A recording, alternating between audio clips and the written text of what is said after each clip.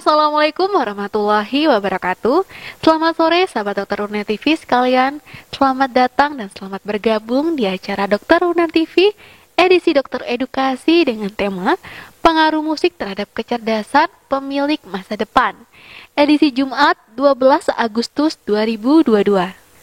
Nah, buat teman-teman semua yang belum tahu apa itu Dokter Uner TV, Dokter Uner TV merupakan suatu platform kesehatan yang dibentuk oleh Fakultas Kedokteran Universitas Airlangga, di mana setiap minggunya kami menyajikan informasi menarik seputar kesehatan.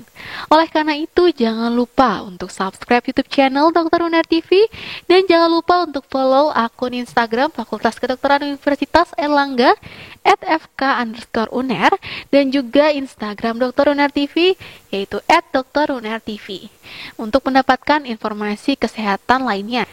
Perkenalkan, saya Dr. Salsabila Nabila Rifda selaku moderator pada sore hari ini yang akan memandu acara selama 1 jam ke depan. Nah, pada sore hari ini kita akan membahas suatu topik yang sangat menarik tentunya, yaitu mengenai pengaruh musik terhadap kecerdasan pemilik masa depan.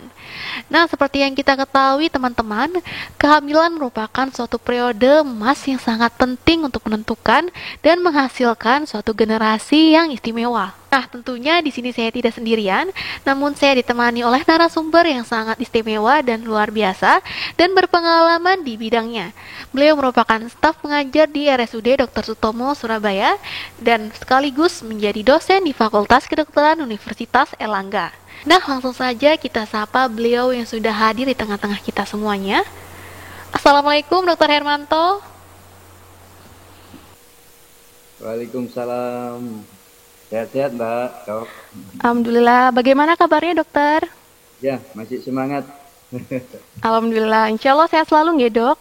Sebelumnya Ya, saya amin. mengucapkan terima kasih banyak dokter karena sudah memberikan waktunya di tengah-tengah kesibukan dokter untuk berbagi ilmu kepada sahabat Dokter Uner TV sekalian nih dok. Khususnya mengenai pengaruh musik terhadap kecerdasan pemilik masa depan. Nah, langsung saja nih dokter, tanpa berlama-lama lagi, kita akan mulai seksi talk show ini seputar pengaruh musik terhadap kecerdasan pemilik masa depan. Nah dokter, berkaitan dengan topik ini nih, seperti yang kita ketahui dok, kehamilan merupakan suatu momen yang sangat ditunggu-tunggu oleh para pasangan suami istri. Tentunya kita menginginkan anak lahir dengan kecerdasan dan juga kemampuan berpikir yang istimewa dan cemerlang. Nah, berbicara mengenai kehamilan ini, sebelumnya mungkin bisa dijelaskan terlebih dahulu nih dokter, sebenarnya apa saja yang terjadi selama proses kehamilan ini? Silahkan dokter. Terima kasih Dok. Pertama-tama saya ucapkan terima kasih atas kesempatannya ya. Yang kedua, ini dimulai dari apa? Dimulai dari Indeks Pembangunan Manusia Indonesia ya. Kalau kita itu masih di lebih dari 100 kalau tingkat. Padahal sebetulnya bisa lebih bagus lagi. Salah satu caranya yang mempunyai daya ungkit yang luar biasa adalah pendidikan. Jadi pendidikan kita harus kita perbaiki, sudah banyak yang diupayakan. Ya. Yang kedua, pendidikan salah satunya memerlukan otak. Seringkali menyusun kurikulum, kurang dikaitkan dengan otak ya. Padahal yang belajar adalah sebetulnya otaknya ya. Nah, salah satunya yang dihubungkan dengan kehamilan, pertanyaan panjang tadi adalah bahwa menyiapkan otak generasi generasi Indonesia berikutnya itu dimulai sejak dalam rahim ya. Ya, ini sesuatu yang baru ya, sangat sederhana dengan ya, tapi pertanyaan panjangnya betul sekali bahwa apa yang terjadi selama ini otak itu dianggap tumbuh kembangnya dari beratnya. Oh, sampai usia 6 tahun itu 75% berat otak yang 1,4 itu sudah Padahal kajian-kajian dari neuroscience itu menyebutkan bahwa yang terjadi itu tidak cuma beratnya ya, yang penting adalah sulcus virus dan struktur di dalamnya, yaitu neuron, glia, sinaps dan rasio glia per neuron. Nah itu. Nah, di dalam rahim itu ternyata perkembangan otak manusia itu jadi luar biasa di sini. Bahkan ada yang menjuluki window of opportunity, jadi jendela peluang untuk tumbuh kembang otak manusia itu justru di dalam rahim. Di dalam rahim ya. Nah, di sana apa yang terjadi mulai dari gastrulasi, mulai neurologi primer, kemudian lanjut sekunder, kemudian proliferasi, migrasi, diferensiasi, mielinisasi, kemudian sinaptogenesis dan apoptosis. Itu terjadi di saat proliferasi itu berhenti saat 26 minggu usia kehamilan. Sehingga artinya apa? Jumlah sel neuron sampai sekarang itu yang terbukti adalah tidak bertambah manusia ya setelah usia kehamilan 26 minggu. Nah, jumlah neuron, jumlah glia, dan kualitas sinaps itu menentukan yang disebut sebagai kecerdasan. Nah, kecerdasan di sini bukan IPK-nya 3,9 ya, tetapi adalah yang kita pakai dari Howard Gardner yang mendefinisikan kecerdasan itu yang multiple, ada 9 kecerdasan sampai 11 nanti kecerdasan. Tidak cuma IQ ya, salah satunya adalah logiku matematika.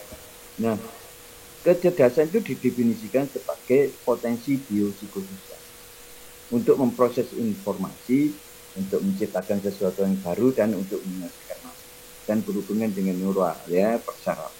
Jadi itu potensi biopsikososial. Jadi misalnya anak-anak ini nanti yang ditaruh di sudah distimulasi dan nutrisi, kemudian dia tidak digarap, potensinya tidak ditingkatkan, tidak diberi pendidikan juga eman gitu ya.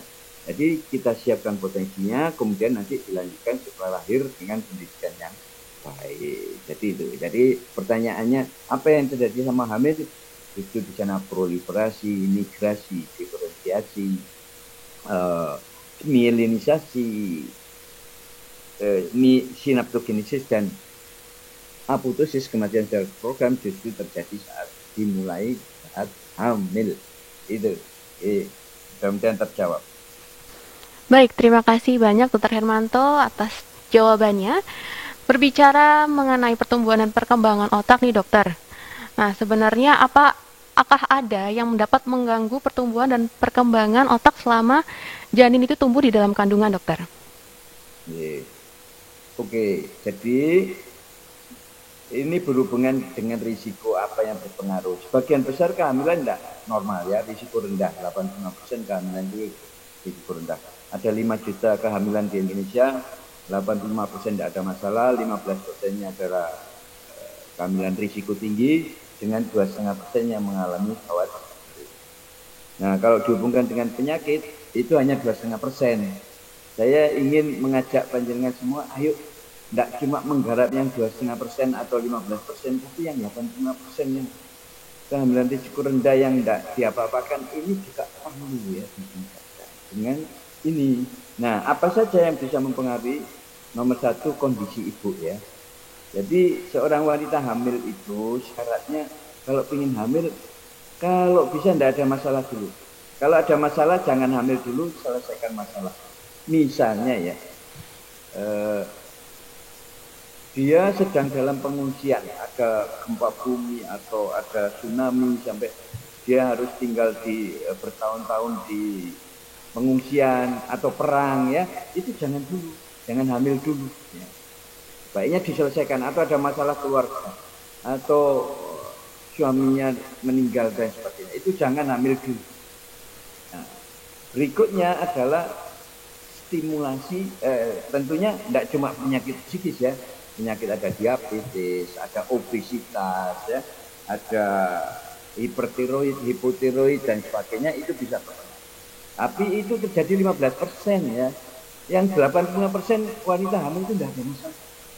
Ini yang sering dilupakan ya, karena kita dididik di rumah sakit, berpikirnya mungkin preeklamsi semua wanita hamil, enggak ya, hanya 7% preeklamsi. Jadi sebagian besar wanita enggak. Itu. Oke, baik Dokter Hermanto. Penyakit ya diatasi. Yang kedua tentunya nutrisi ya. Nutrisi perlu, nutrisinya bukan saya makan untuk 2 orang ya. Nutrisi itu yang lengkap. termasuk DHA nanti ya, makronutrien dan mikronutrien. Ya. Yang ketiga adalah stimulasi. Stimulasi itu diajak ngomong, bacakan cerita. Oke, yang paling bagus ternyata stimulasi yang nanti suara. Jadi suara ibu itu suara paling indah untuk dia ya. Motherhood, keibuan, masa hamil, melahirkan, menyusui itu menurut saya salah satu periode yang paling indah dari manusia ya. Itu luar biasa. Yang sering kali tersingkir atau terabaikan gara-gara ada morbiditas dan mortalitas akibat penyakit yang 7% tadi, ada preterm, ada preeklamsi, ada HPV, tapi 85% tidak ada masalah. Ya, mudah-mudahan kita bisa menikmati keindahan keibuan. Ya, baik Dokter Hermanto. Berarti tidak semua ibu yang memiliki kehamilan memiliki problem di kehamilannya ya dokter, hanya 80% saja akan baik-baik saja, namun untuk kasus yang memiliki pertimbangan khusus yaitu sebanyak 20% harus kita evaluasi lebih lanjut agar tidak berdampak kepada janinnya ya dok ya. Nah Ya, dokter, satu lagi dok, itu masuk dalam ranah namanya preconceptional counseling. Jadi baik, sebelum dokter. hamil ada konseling prahamil. Baik, Dokter Hermanto. Berbicara lagi tentang tumbuh dan perkembangan janin di dalam rahim nih, Dokter. Nah, untuk pertumbuhan manakah yang terlebih dahulu terjadi di dalam tubuh janin itu sendiri, Dokter? Yang akan berkembang dan tumbuh terlebih dahulu di dalam otak. Tuh, ya. Jadi nampaknya semua berbarengan, ya, berbarengan. Tetapi untuk indera, untuk panca indera, itu telinga itu merupakan organ indera yang paling sempurna. Dalam hamil sudah mendengar dia. 18 minggu itu dia sudah sempurna, bisa mendengar dengan baik. Kenapa? Karena sejak awal kami mulai pembuahan itu suara jantung ibu, suara usus ibu, suara ibunya sendiri itu merangsang telinga. Dan jadi organ pertama yang paling sempurna tubuh adalah pendengaran. Itu dok. Iya baik dokter. Berarti organ yang pertama tumbuh dengan sempurna merupakan telinga ya dokter ya. Di Semua mana tumbuh berbarengan. Oh, iya dokter. Berarti sejak awal kehamilan maka pendengaran dari janin ini sudah bisa mulai dipakai sehingga bisa nih kita menstimulasi kecerdasan janin menggunakan telinga janin. Sekiranya ada nggak sih dok cara untuk menstimulasi kecerdasan melalui telinga janin?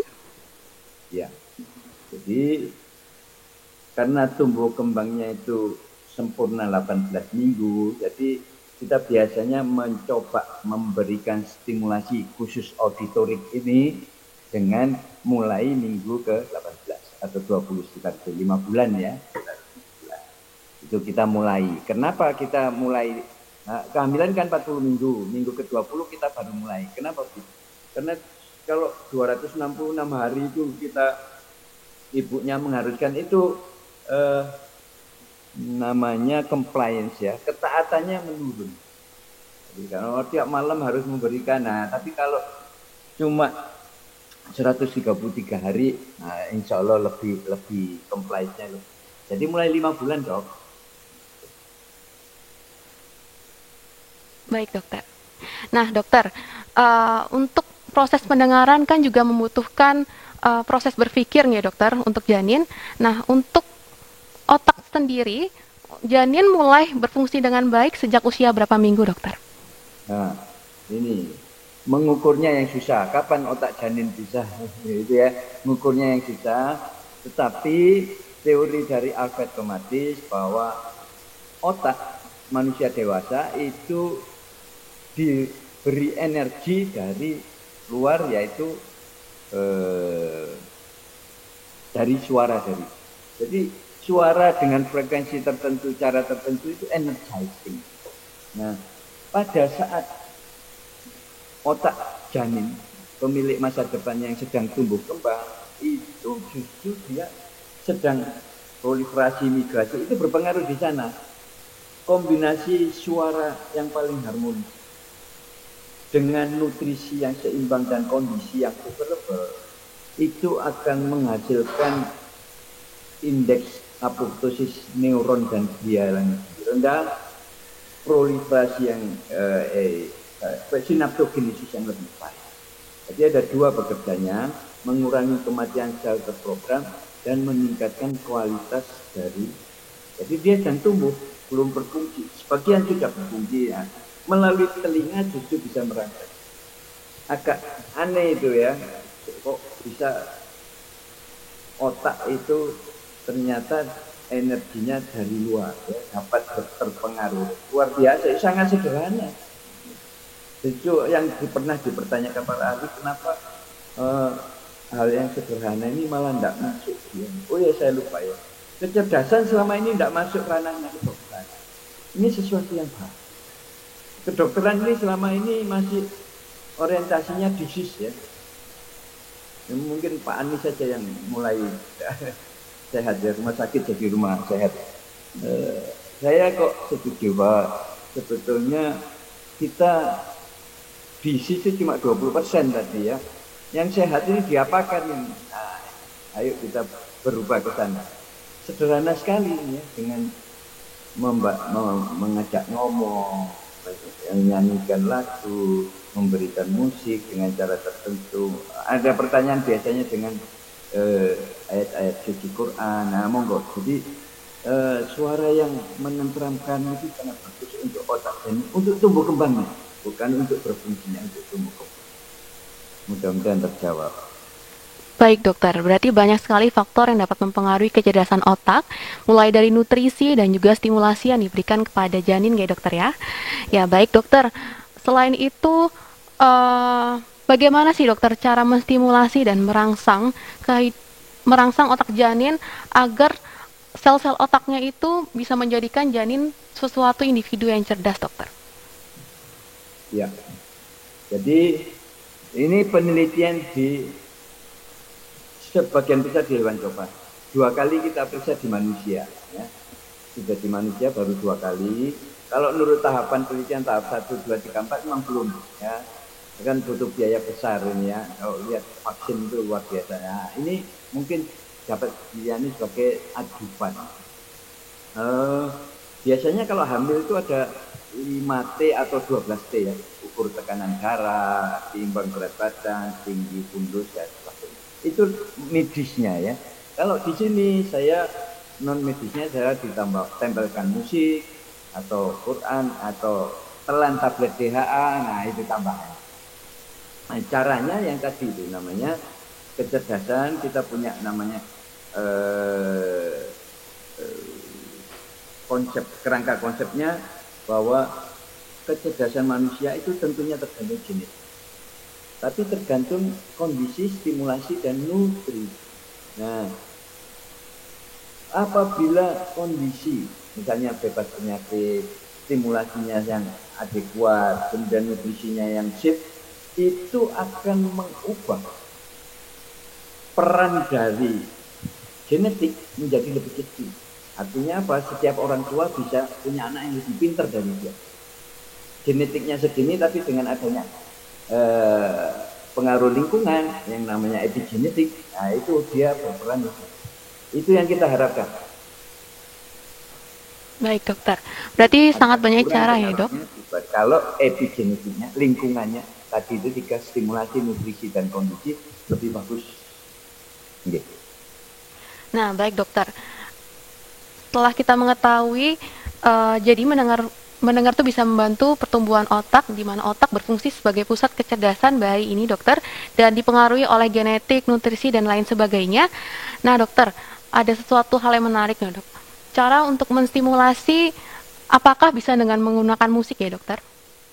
Ya, nah, karena kita sudah sepakat bahwa auditory stimulation itu ternyata yang paling efektif ya, dibanding cahaya, dibanding gerakan, atau nah, suara yang bagaimana itu ternyata yang frekuensinya antara 5.000 sampai 8.000 Hz, ketukannya 60 sampai 80, dimainkan dengan biola, kemudian malam hari 1 jam, itu menghasilkan parameter-parameter kecerdasan yang secara klinis, secara laboratorium sudah kita dapatkan.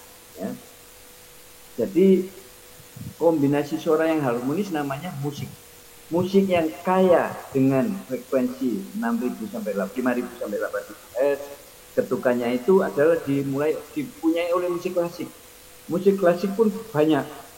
Musik klasik itu ada Beethoven, Chopin, Bach dan sebagainya. Nah, Mozart itu salah satu. Nah, ternyata kita kaji, kita analisis frekuensi pakai ada alat gitu ya. Frekuensi terbanyak di karya-karya Mozart. Mozart itu mengarang Wolfgang Amadeus Mozart itu lahirnya tahun 1756 ya, 27 Januari 1756. Itu mengarang 626 lagu dalam rentang waktu 30 tahun. Itu komponis paling jenius ya. Mulai umur 5 tahun padahal tangannya, jarinya belum nyampe, dia sudah mulai. Nah, itu dinamai K1 sampai K626. Ternyata hanya 14 lagu yang frekuensinya. Nah, urutan juga berpengaruh. Jadi, mohon bantuan nanti dicoba ya. 14 lagu ini sudah saya laporkan di buku saya, di jurnal saya, di Kemenkes juga sudah kami sampaikan di waktu tahun 2010 juga sudah kami sampaikan. Ini kerja lama ya, mulai 2000 sampai sekarang masih saya teruskan.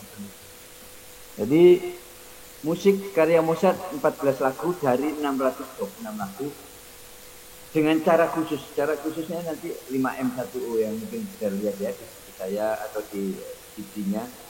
Malam hari, Mozart 14 lagu, malam hari mulai minggu ke-20, menempel. Jadi yang dengarkan bukan ibunya ya.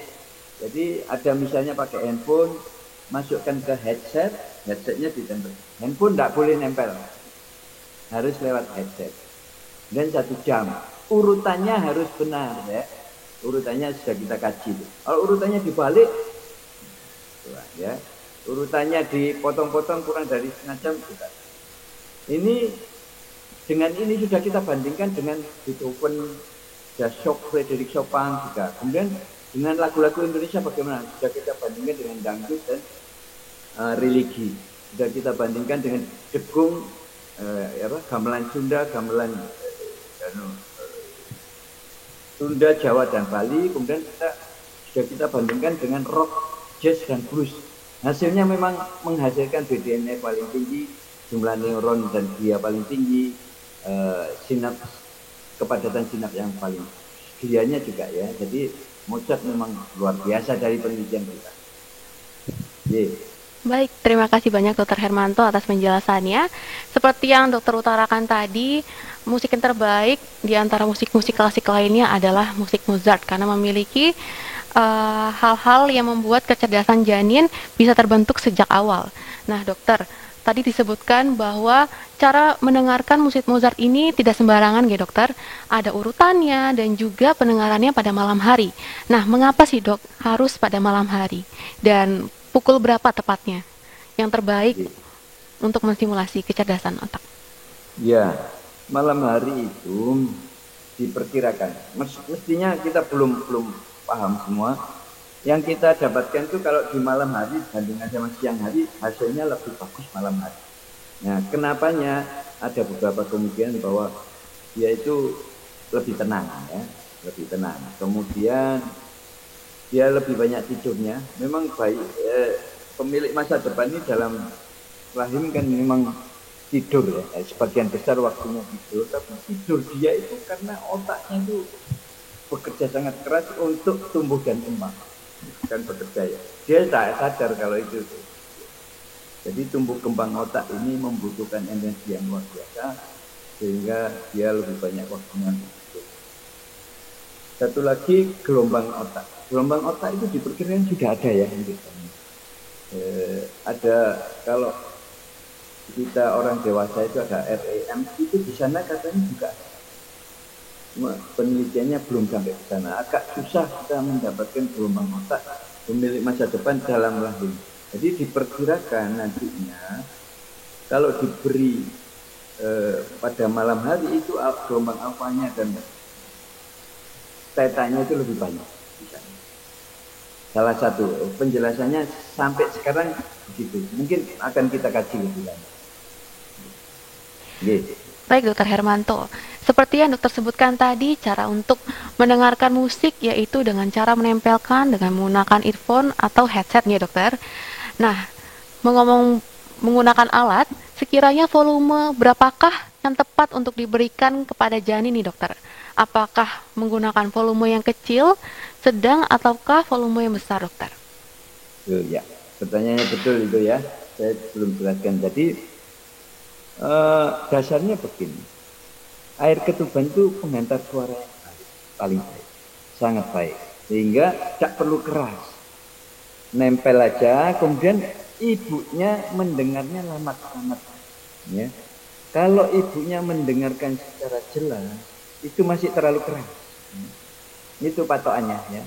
Karena ini nanti kan untuk orang banyak yang tidak bisa diukur. Di penelitian nanti diukur sekitar 60-65 desibel. Nah, di sini enggak ya. Jadi volumenya enggak boleh jelaskan. Lamat-lamat saja berarti itu tepat. Itu aja Pak. Baik, Dokter Hermanto. Bagaimana jika mendengarkan Mozart ini menggunakan speaker atau pengeras suara sehingga yang mendengarkan juga ibunya, dokter? Apakah disarankan juga ataukah tidak, dokter? Jadi kalau dipergunakan untuk ibunya itu yang mendengarkan ibunya. Semakin jauh dari perut itu semakin terjadi atenuasi. Bayinya tidak dengar. Kalau ibunya mendengarkan musik klasik atau musik kesukaannya itu ada endorfin rilis. Memang gak apa-apa, menenangkan. It's okay. Tapi kalau ini tujuannya berbeda. Ini bukan untuk menenangkan ibu, tapi membuat potensi biopsikososialnya lebih tinggi. Jadi harus menempel. Kalau ibunya yang mendengarkan, ibunya yang jadi tenang. Mungkin tambah pinter juga ibu, tapi temporer.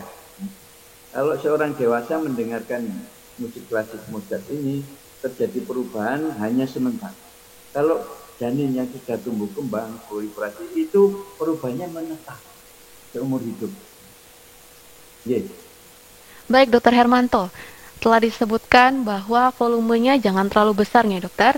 Nah, untuk durasi penyetelan musiknya ini berapa lama ya, dok, maksimalnya? Jadi cukup 1 jam ya, tapi setengah jam kurang. Kita sudah grafiknya itu gini ya, memang terbaik adalah 2 jam juga tidak perlu, 1 jam. 1 jam saja 60 menit ya, itu penjelasannya tidak tahu kenapa, tapi hasilnya dengan 1 jam itu sama dengan lebih tinggi dari 1 jam, setengah jam, tapi sama dengan 2 jam. Jadi tidak perlu 2 jam, tapi setengah jam kurang. Jadi sudah kita kaji itu, jadi paling bagus ada 1 jam. Diperkirakan dia itu kenapa? Bayi pemilik masa depan kan sedang menjuluki dia pemilik masa depan. Dia kan tidur mendengarkan lagu pertama. Lagu pertama itu K265, Twinkle Little Star gitu ya. Itu dia akan terbangun, tapi dia akan tidur lagi dalam 1 jam. Antara jaga dan antara tidur dan bangun itu melewati gelombang alfa. Nanti mau tidur juga akan melewati gelombang alfa. Diperkirakan nanti rahasia manusia itu di gelombang alfa ini ya. Mudah-mudahan sekarang masih belum ketemu. Ini saya aja ya, nambahkan saja bahwa sebetulnya menciptakan masa depan itu dengan otak saja ya. Kuncinya di otak, ada dekade otak ya. Kita lihat bahwa Glenn Goman menemukan bayi-bayi yang Down syndrome yang berkebutuhan khusus bisa dilatih untuk matematika dan membaca dengan baik. Jadi kapasitasnya meskipun ada kerusakan itu masih. Kita lihat Nick Vujicic ya. Nick Vujicic itu ya seorang motivator kelas dunia yang tidak punya tangan dan kaki ya. Itu tidak punya tangan dan kaki, tapi otaknya ini bisa memotivasi seluruh dunia. Kita lihat satu lagi Jim Kwik ya. Jim Kwik itu dia kecelakaan, terus justru dia bisa menemukan metode membaca cepat yang sangat. Jadi kita mestinya bergerak di otak. Jika di otak kan di barat ya, mestinya Indonesia tahun 2020 dekade otak. Ayo kita teliti. Satu lagi yang kurang kita teliti di seluruh dunia ya. Kalau saya berumur 66, itu sepertiga hidup saya itu untuk tidur. 22 tahun saya tidur. Itu penelitian mengenai tidur, kajian mengenai tidur sangat sedikit. Yang ada sleep disorder. Padahal penelitian tentang tidur itu mestinya menjawab banyak pertanyaan. Sayang itu ya. Mudah-mudahan periodenya Dokter Salsa ini, ayo kita teliti otak ya. Bukan penyakit otak. Otak itu fisiologi itu loh kurang sekali. Ya kita kan bisnis oriented ya, tentang kuratif. Promotif preventif itu kalau kita mengetahui keajaiban otak, wah kita bisa mengetahui rahasia. Jadi, Baik, tambahan. baik dokter, sangat menarik sekali ya dokter ya. Nah dokter, nah mungkin para ibu-ibu di rumah sana banyak yang kebingungan di mana sih bisa mengakses musik-musik Mozart ini. Karena seperti yang saya cari-cari sebelumnya dokter, musik Mozart ini banyak sekali tersedia di YouTube. Namun durasinya sangat beragam dokter, mulai dari 2 jam hingga ada yang 10 jam dokter. Dan apakah ada pengaruh jika seseorang ibu mendengarkan janinnya musik Mozart lebih dari 1 jam, misal 10 jam seperti itu dokter? Iya, betul sekali ya. Kalau pengen pinter diputer diputer 24 jam aja ya. Enggak ya, enggak perlu ya. Kita belum punya penelitiannya bagaimana pengaruhnya terhadap jumlah sel neuron, jumlah sel glia, BDNF. Kalau misalnya 10 jam atau kalau 2 jam 2 kali dari yang dianjurkan itu sudah ada. Jadi hasilnya sama. Jadi kita beberapa compliant sama hasilnya. Kalau semakin lama itu compliant, kita taatkan kepatuhan ibu untuk mana kan dia. Kalau ini kan bisa sambil dengarkan TV, sambil baca buku. Diharapkan ini yang optimum ya, tidak males ibunya, tidak mengganggu, tapi hasilnya efektif. Tidak perlu ya. Saya belum meneliti memang sampai 10 jam atau Oke, bagaimana mendapatkannya. Ini sudah saya serahkan kok. Monggo silakan urutannya. Memang itu haki saya, tapi bukan haki, hak kita. Boleh dipakai gratis ya. Ada malah yang pakai ini. Monggo silakan. Sudah saya serahkan di Kementerian Kesehatan. Di buku saya Bersujud dalam Rahim 2 itu juga sudah saya tulis. baik. Mungkin bagi teman-teman sekalian yang ingin mendengarkan musik Mozart sesuai dengan urutan yang benar, bisa membeli buku ciptaan Dr. Hermanto tentang sujud di dalam rahim. Nah, dokter, bagaimana nih respon janin setelah didengarkan musik Mozart ini? Apakah menjadi tenang ataukah ada respon tertentu, dokter? Ya, ini yang susah. Dulu kita teliti begini. Jadi bersama-sama di USG, kemudian diberi musik. Ternyata terjadi interferensi ya. Jadi USG-nya itu kan sama-sama suara, meskipun frekuensinya sangat-sangat berbeda. UN kita 5.000 sampai 6.000 Hz, ini kan ribuan, 17 ribu sampai jutaan ya untuk USG. Itu kita tidak bisa dapat. Tapi saya pernah sekali sedikit aja itu ada sedikit senyum di ujungnya ya. Kita tahu bahwa pemilik masa depan ini di dalam juga senyum, juga menguap, high cup ya, terus gerak, dada-dada ya, dia bisa terkejut. Kelihatannya sekilas menikmati. Saya tidak punya video. Mesti ada cara bagaimana dia karena ini kalau panjenengan dengarkan musiknya itu adalah musik anak-anak. Bukan yang untuk lelebay itu tidur. Kalau Mozart ini lebih ke anak yang gembira ya. Simple, sederhana, gembira. Nah, kalau setelah lahir itu yang kita amati, anak-anak ini waktu lahir kan biasanya Apgar skornya diukur, terus itu dia tidak terlalu menangis tapi alert ya. Kemudian tumbuh kembang setelah itu motorik halus, motorik kasar, kemudian language dan sosialnya itu lebih cepat. Saya beberapa yang testimoni aja ya, bukan penelitian. Itu mereka lebih aware dengan lingkungan, lebih cepat menangkap pelajaran, Ada satu mungkin 3 kasus ya, dia itu lebih sudah umur 6 tahun sekarang ya, itu lebih suka menasihati. Oh, kalau bayi baru lahir sampai 6 bulan itu, kalau dia yang dirangsang ini, kalau dia dipanggil ibunya ya, adik, itu dia noleh ke sini. Ibunya pindah ke tempat lain, dia tanya adik, itu bayi-bayi yang tidak dirangsang, itu dia tetap menoleh pertama ke suara yang awal itu. Tapi bayi yang ini sudah langsung dia sudah. Jadi motorik halus, motorik kasarnya tersamai. Yes, kemudian terjawab. Nah, baik dokter. Tadi dokter sebutkan bahwa musik Mozart ini tidak didengarkan dari awal kehamilan karena dapat menurunkan compliance-nya ya dokter ya. Nah, usia berapa minggukah yang paling tepat untuk mulai diberikan musik Mozart ini oleh ibu hamil kepada janin di dalam rahimnya dokter? Terima Ya, kasih sebelumnya dokter. ya, ya. Jadi mulai 20 minggu, 5 bulan ya. Jadi kalau kita hitung 40 minggu, persis 20 minggu itu mulai. Kalau untuk orang awam 5 bulan. Gitu kan. 5 bulan. Minggu ke-20.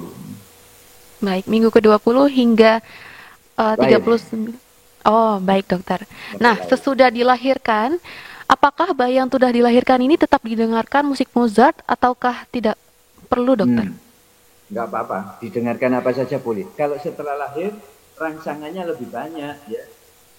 Permainan, cahaya, apa diayun, gerakan, nah itu tambah banyak. Belum kita kaji itu. Tapi dia setelah waktu lahir dia sudah punya potensi biopsikososial yang rata-rata lebih tinggi. Itu aja. Nah, dokter, dari tadi kita membahas musik Mozart nih, dok. Bagaimana jika bayi tadi didengarkan musik selain Mozart? Apakah memiliki efek yang berbeda? Apakah dapat menyebabkan hal yang lebih buruk nih, dok? Ya, yang lebih buruk mungkin ya, yang tidak dianjurkan musik rock ya. Musik rock jangan. Kalau musik Bach itu terlalu rumit. Ya, Chopin terlalu indah untuk dewasa itu, untuk menentang. Ya, yang kita bandingkan itu ya. Rock, jazz, blues juga jangan ya. Kemudian musiknya religi hasilnya juga tidak sebagus ini. Pop juga, dangdut juga enggak sebagus ini. Jadi kalau dampak negatifnya belum kita ikuti ya sampai, cuma yang kita ukurkan ini kan penelitian di hewan animal model ya, dan kita ukur jumlah brain derived jumlah neuron dulu, jumlah dia yang pada manusia susah ngukurnya ya, dia neuron sinaps ya, terus brain derived neurotropic factor dan sinapsin 2 itu sinapsin 1. Jadi itu neurotransmitter dan berhubungan dengan sarafnya itu yang kita ikuti nanti 7 tahun belum sampai ke sana. Nah, baik dokter. Banyak sekali ibu hamil di Indonesia yang mendengarkan anaknya dengan murotal Al-Quran nih dok. Nah, apakah sudah ada penelitiannya dokter antara musik Mozart dibandingkan dengan murotal Al-Quran dokter? Iya. Ya, kalau membandingkan Mozart dengan Al-Quran kita tidak ngerti ya, kita tidak ngerti. Kita meneliti Al-Quran dan tanpa Al-Quran. Sudah kita bandingkan Ar-Rahman, Al-Fatihah, Yasin dan Ar-Rahman. Itu 3 itu sedang kita kerjakan. Dibandingkan dengan yang tidak dibandingkan. Bukan dengan. Hasilnya memang berbeda. Tapi masih tahap itu. Ada kesulitan begini. Di Quran itu ada 6.600 ayat ya. Yang mana ini yang berhubungan dengan belum tahu kita. Kemudian yang menyanyikan siapa? Apakah Qori atau yang laki atau perempuan? Kemudian aliran mana ya? Ada mungkin Yaman, Arab Saudi, Mesir, Indonesia agak beda. Itu perlu dikaji ya. Penelitiannya perlu luar biasa. Tapi menurut saya mungkin bisa dipilih yang berhubungan dengan otak itu, misalnya ya ayat mana yang kau dustakan? Tidakkah kau merenung? Tidakkah kau berpikir? Itu menurut saya itu belum bisa. Kalau misalnya diciptakan manusia berpasangan, untuk arum, untuk menikah itu yang sering diundang-undang, itu tidak ada hubungannya dengan otak menurut saya ya. Jadi mungkin bisa dimulai dengan bisakah kau merenung, bisakah kau berpikir, bisakah kau pahami ayat mana yang kau tuliskan. Nah itu berhubungan dengan otak. Itu Mbak. Oke, baik Dokter Hermanto. Nah, dari tadi kita membahas mengenai musik dan juga membahas menstimulasi kecerdasan dengan menggunakan suara-suara musik Mozart khususnya. Nah, bisa nggak sih dok menstimulasi kecerdasan dengan merangsang bayi mengajak ngomong dari luar rahim atau dengan mendongengkannya di malam hari, dokter? Ya, itu sudah dicoba, namanya belly talk ya. Belly talk itu diajak ngomong bayinya. Saya tidak meneliti itu. Menurut saya malah dibaca keras-keras. Menurut saya enggak. Tapi saya belum pernah bandingkan antara belly talk dengan di luar ada. Tapi kalau yang di Amerika yang paling banyak dipakai itu punyanya Baby Plus dari Ben Logan. Ada itu pakai cardiac curriculum. Jadi look duk. Nah, gitu ya. Nanti diubah lagi look duk. Nah, nanti diubah lagi ya. Dan berikutnya ya. $250 itu banyak yang pakai. Kemudian kalau Rene Van der Kar itu bermacam-macamnya, dia juga merasa. Kemudian ada Make Your Way itu dari Beatrice Mantik. Setahu saya ada 3 ya, 4 dengan Thomas Carney. Itu banyak macamnya ya. Tidak pakai musik saja. Ada yang pakai suara, ada permainan.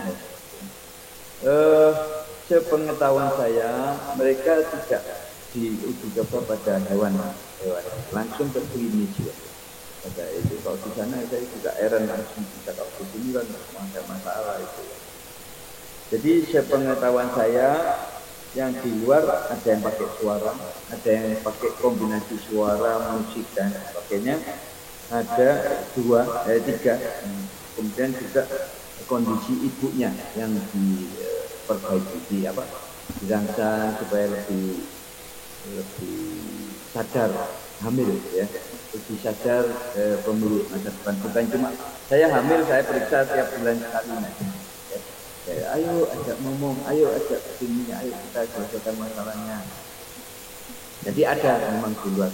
Cuma yang membandingkan terus diukur di hewan coba itu baru punya kita ya. Gitu. Baik dokter, selama kehamilan mungkin selain untuk memperhatikan kondisi janin, kita juga harus memperhatikan kondisi ibunya ya dok ya.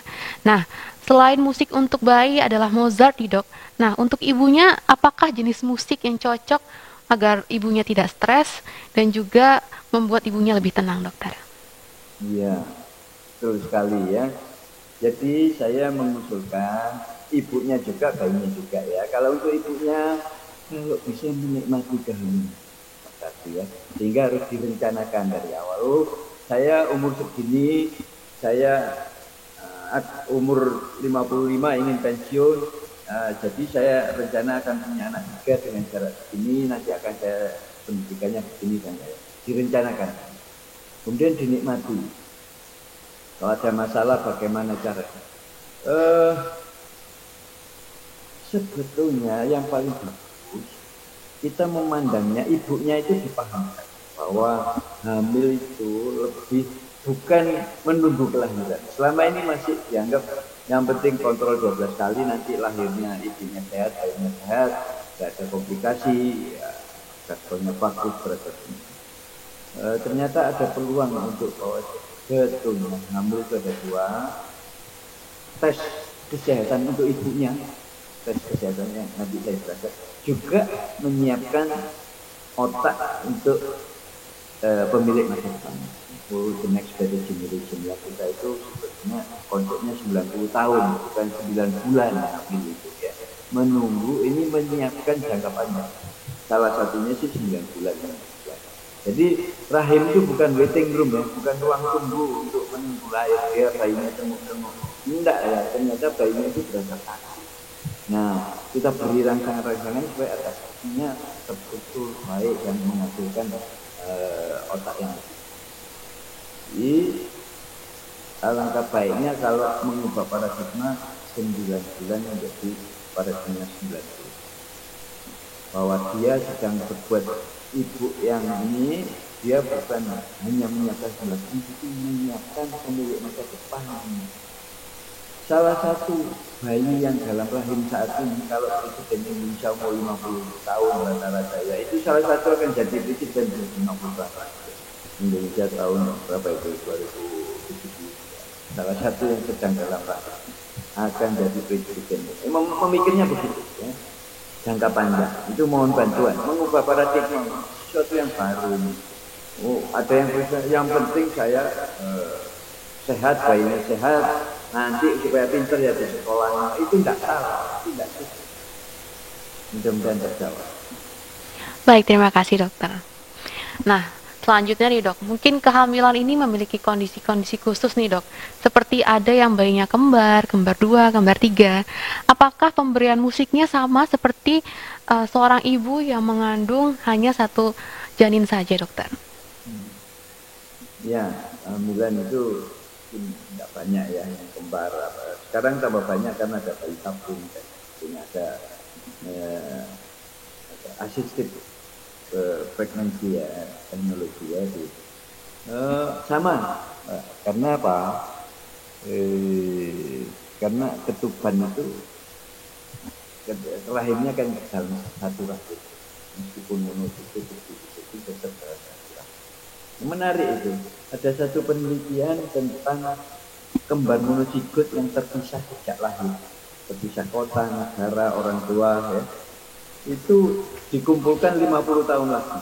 Ternyata pola kepribadian utamanya, ini penelitian namanya Mistral oleh Tom Bishop, itu hasilnya pola kepribadian utama kembar monosikut itu sama. Padahal dia sudah diasuh oleh orang tua berbeda, kota berbeda.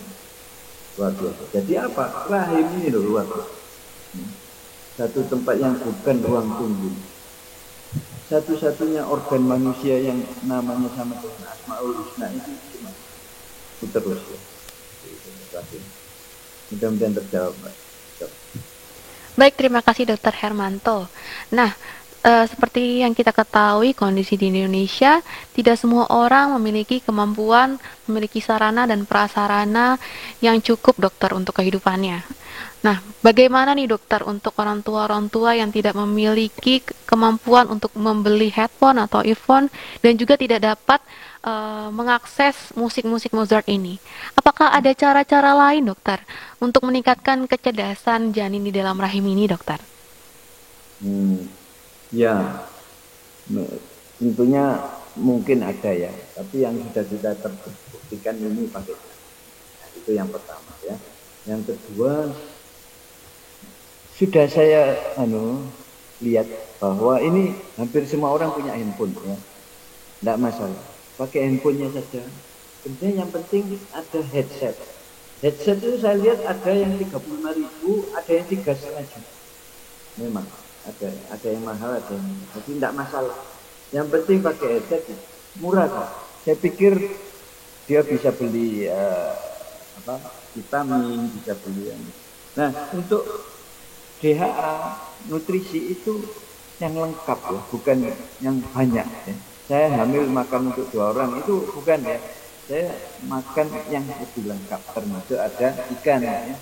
Ikan saja, ikan kembung mungkin ya paling miring harganya, tapi dikukus ya dengan digoreng. Kemudian tablet DHA terjangkau kok, harganya tidak mahal, bisa dan bisa. Kalau ininya sudah ada di puskesmas Medokan Ayu Rumput gitu ya misalnya, kemudian juga satu lagi di Kalijudan juga. Sebetulnya Menkes sudah menerima, cuma kan itu kebijakan publik ya. Beliau belum tentu menerima dulu waktu ini di awal dibuat itu Menteri Kesehatannya Bu Endang itu masih bisa, ayo dicoba. Kita coba Ponorogo, sampai sekarang ada yang masih menjalankan di berbagai puskesmas di Indonesia. Ada yang berhenti, ya, Menkes yang berikutnya kurang setuju lah, it's okay ya. Tapi menurut saya indeks pembangunan manusia Indonesia kita bisa melakukan sesuatu dengan daya ungkit yang cepat dengan cara sederhana, sangat murah, tidak pakai mahal. Gitu. Nah, baik Dokter Hermanto. Untuk saat ini banyak sekali wanita karir yang walaupun hamil tetap bekerja, dokter, dan juga bisa pulang hingga tengah malam. Nah, apakah pemberian musik pada jam yang tidak sama seperti kadang-kala pada pagi hari, kadang-kala pada siang dan malam, apakah tetap diperbolehkan ya, dokter? Ya, ya. Sebaiknya jamnya sama antara jam 8 sampai jam 11 ya, 1 jam. Itu kan wanita sekarang nyetir sendiri, sudah ditempel aja. Ada alatnya seperti sabuk haji. Sabuk haji itu kan bisa diketatkan, tambah taruh di situ aja headsetnya. Itu sudah cukup, terus itunya masukkan ke handphone. Jadi tidak ganggu nyetir, tidak ganggu aktivitas. Tetap bisa ya. Makan di luar, di restoran pakai itu. Ya, tidak harus duduk diem gitu ya, sambil masak boleh. Ya. Volumenya yang penting nempel. Sabuk haji itu salah satu, tapi di internet saya lihat sudah ada. Kementerian Kesehatan sudah membuat sebetulnya, tapi sudah ada untuk penelitian. Jadi betul semakin tidak sederhana, semakin kompleks, kepatuhannya semakin menurun. Jadi kita buat sederhana mungkin, tidak mengganggu, sambil bisa melakukan multitasking, bisa bekerja. Untuk wanita karier di panjenengan nanti masih bisa. Direncanakan ya, saya mau hamil umur segini, saya mau pensiun gini, jadi jumlah anak sekian, saya jaraknya begini, saya sehingga bisa begini. Direncanakan. Baik dokter, berarti walaupun seorang wanita ini memiliki kesibukan sendiri dengan keadaannya, namun tetap bisa mendengarkan musik Mozart di mana saja dan kapan saja ya dokter ya, dengan kemudahan yang ada saat ini. Nah dokter, iya dokter. Baik luar biasa nih dokter. Jadi musik Mozart ini memiliki manfaat yang sangat luar biasa untuk meningkatkan kecerdasan otak selama janin berada di dalam kandungan. Nah, untuk itu para ibu hamil jangan lupa untuk mendengarkan musik Mozart ini selama kehamilan untuk meningkatkan kecerdasan otak janin Anda. Nah dokter, tidak terasa kita sudah berada di ujung acara nih dok. Sebelum saya tutup acara pada sore hari ini, sekiranya apakah dokter ada take home message atau ada pesan-pesan nih untuk sahabat dokter Uner TV sekalian nih dokter. Khususnya dengan topik musik pada janin ini dokter, atau seputar kesehatan pada ibu hamil lainnya dokter. Silahkan dokter Hermanto. Yes, jadi ini saya mohon bantuan sebetulnya ya. Mohon bantuan, ayo kita, ini ada sesuatu yang baru yang kita bisa lakukan dengan cara sederhana tapi bisa berdampak pada tidak berbahaya. Mungkin penelitiannya baru sampai tahap ini. Dalam 20 tahun ini akan mungkin bisa diterima, saya yakin bahwa akan diterima. Memang kok Mozart kok orang Indonesia kok Mozart, ini jangan khawatir ya. Sesuatu yang baru, tentu ada penolakan, kontroversi, dan yang perlu digarisbawahi ini memakai Mozart lagu-lagunya, tetapi bukan efek Mozart ya. Efek Mozart seperti buku-buku itu bukan ya. Kalau efek Mozart itu hanya satu lagu untuk orang dewasa ya. Ini untuk 1 jam menempel 60 menit, mulai gitu urutannya. Ya. Mohon bantuan, coba aja. Coba. Ya memang masih tahap penelitian, tapi ini sesuatu yang baru, mohon terbuka. 9 bulan, bukan 9 bulan ya, tapi 90 tahun ke depan. Hamil itu menyiapkan the next better generation, bukan menunggu kelahiran. Rahim itu bukan ruang tunggu ya, it's not a waiting room ya. It's a classroom, prenatal university malah menurut saya. Matur nuwun atas kesempatannya. Baik, terima kasih banyak Dr. Hermanto atas ilmu yang telah diberikan kepada kita semua dan juga kepada teman-teman Dr. Uner TV yang telah menyaksikan pada sore hari ini. Tentunya ini menjadi ilmu yang sangat baru dan sangat bermanfaat untuk kita semua mengenai pengaruh musik terhadap kecerdasan pemilik masa depan. Dan saya juga ingin menyampaikan terima kasih banyak kepada teman-teman yang sudah setia menonton Dr. Uner TV pada sore hari ini. Jangan lupa teman-teman untuk subscribe YouTube channel Dr. Uner TV dan juga follow Instagram Fakultas Kedokteran Universitas Erlangga dan juga Instagram Dr. Uner TV agar tidak tinggal informasi menarik lainnya. Nah, sekaligus mengingatkan pada Jumat depan ada pembahasan dengan topik yang menarik lainnya yaitu mengenai mata menonjol. Baik, akhir kata, saya Dr. Salsabila Nabila Rifda dan juga mewakili kru yang bertugas pada hari ini, mohon undur diri dan juga mohon maaf atas kesalahan dan kekurangan selama pelaksanaan Dr. Uner hari ini. Terima kasih atas perhatiannya. Wassalamualaikum warahmatullahi wabarakatuh.